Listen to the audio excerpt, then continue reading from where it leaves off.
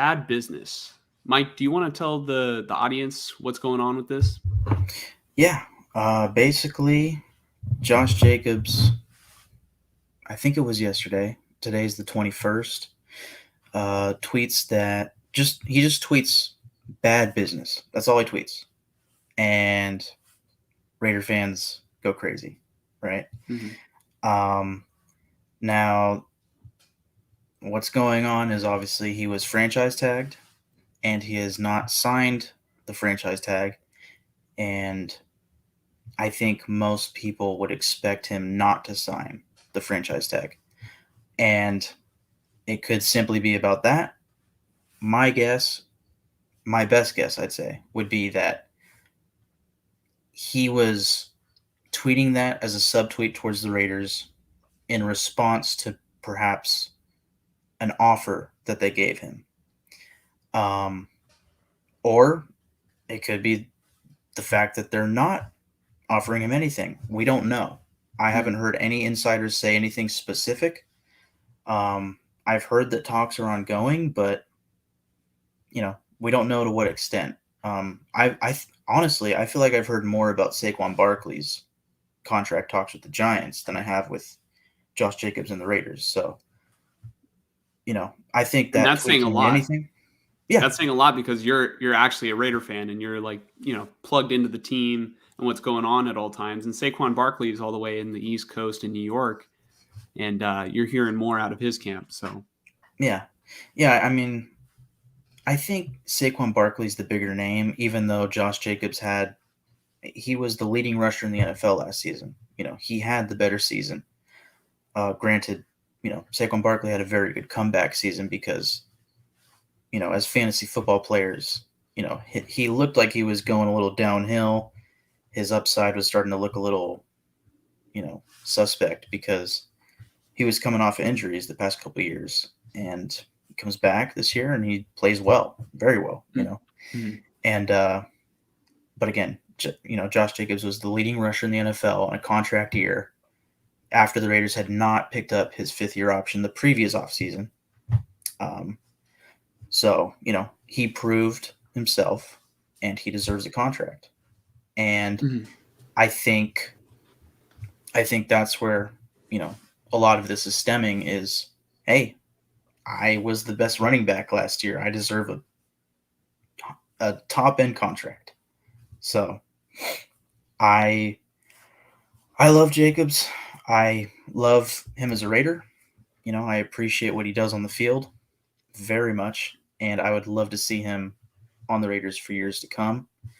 I also know that the running back position financially in the NFL, as far as longevity and stuff like that, is interesting to say the least. You have positions like wide receiver, D lineman, and it's obviously quarterbacks, right? Who just they last a long time, whereas running backs, their primes are at a younger age typically than most other positions because Mhm. all they do is just run at full speed and get hit at full contact all the time whenever they have the ball. And if they're a bell cow running back like Jacobs, they might get 50% of the offense's touches. You know, like usually when you think of an offense, you think of the quarterback and him touching the ball every single play. But sometimes, especially last season with the Raiders, with how inconsistent the passing game was and how consistently well the run game was, he was getting 50% of the snaps, you know, in his hands. So um, it's hard to see. It's hard for the team from a strategic financial standpoint to predict how long his prime is going to last. Um, Mhm. so I see both sides of it, but you know, I'm typically going to root for the player when they play this well. Um, Mhm. Obviously, I want what's best for the Raiders, but I also want 28 on this team. Actually, I Yeah, shouldn't say 28. I'm sorry. He changed his number to 8. So, but go ahead.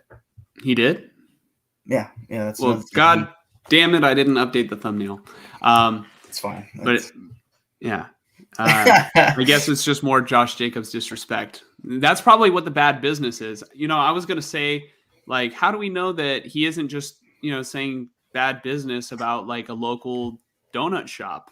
It could Like be. maybe they served him a bad donut. Like we're just overreacting to his tweet. But in all seriousness, I think it's pretty clear that he's talking about the frustrations with the contract negotiations. I know last offseason, uh, the same thing was happening with the 49ers and Debo Samuel. And Debo Samuel would tweet cryptic tweets as well. Yes. And then I that. know that Debo had an exchange with Grant Cohn and on Twitter before he blocked him.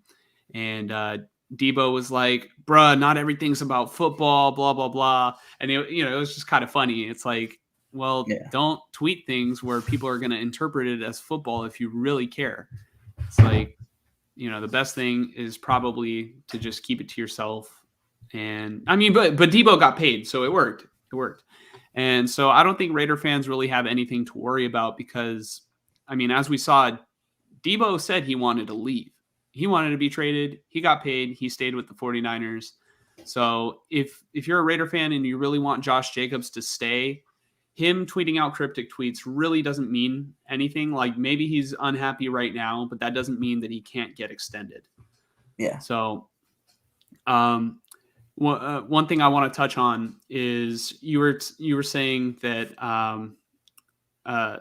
you were talking about like running backs getting paid. I mean, to me, I think that players should always just try to get paid. Like that's what they're in the NFL for. That's what they've been working their whole life towards, and they want to build that generational wealth for their families. And so you really can't fault the players for trying to do that.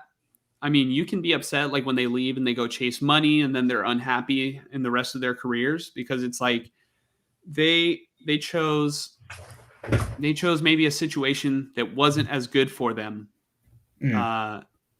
because of the money, and now they're complaining when maybe they had like another opportunity available. But I personally like for the 49ers in particular, or like any team, I don't really think it's smart to pay running backs top tier money. And I know I'm saying that with the 49ers paying Debo Samuel practically as a running back, like and also they're paying him like quarterback money, for practically playing running back. And then they're also paying Christian McCaffrey. So it's like what, 40 million right there in just those two players. Right. But what I will say is that the most important position really is the offensive line. And if they can create openings, as long as you don't have like, just a pencil dick back there, like you're going to get, you're going to get production out of the running back position. You know what I mean? Yeah. Yeah. That's a fun little NFL Street insider right there. Mm-hmm. Yeah. Well, really, it also stems like, I had a football coach in high school.